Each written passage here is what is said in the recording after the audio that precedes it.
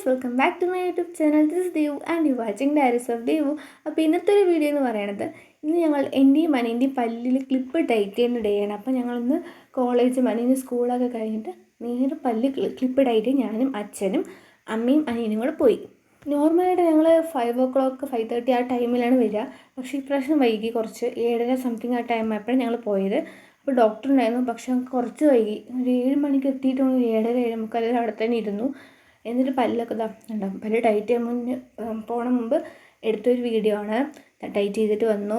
പിന്നെ സന്തോഷിക്കുന്നു, 1 മാസം ടൈറ്റ് ചെയ്യേണ്ടല്ലോ എന്ന് സന്തോഷിച്ചിരിക്കുകയാണ്, പല്ലൊക്കെ കാണിച്ചുകൊണ്ടിരിക്കുകയാണ്. അത് കഴിഞ്ഞിട്ട് അനിയനെ വേറെ ഡോക്ടറെ കൂടി കാണിക്കണമായിരുന്നു. അപ്പോൾ അതിന് വേണ്ടിയിട്ട് ഞങ്ങൾ പോവുമായിരുന്നു.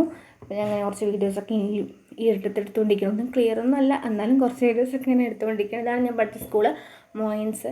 അപ്പോൾ ഇതൊക്കെ എടുത്തുകൊണ്ടിരിക്കുകയാണ്. ഭയങ്കര മെമ്മറീസൊക്കെ വന്ന സ്കൂളാണ്. അപ്പോൾ ഞാൻ കുറച്ച് വീഡിയോസൊക്കെ എടുക്കായിരുന്നു. അപ്പോൾ അതൊക്കെ എടുത്തു. ഡോക്ടറെ അടുത്തെത്തി. അനിയെ വേഗം ഓടിപ്പോയി ഡോക്ടർ ഉണ്ടാവുമോ നോക്കാൻ വേണ്ടിയിട്ട്.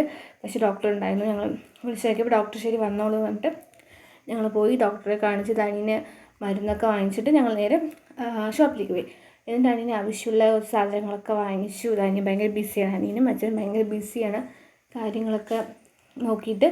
എന്നിട്ട് ഞങ്ങളതൊക്കെ കഴിഞ്ഞുകൊണ്ട് അനിയൻ പല്ലൊക്കെ ടൈറ്റ് ചെയ്തുകൊണ്ട് കാണിച്ചു തരികയാണ്.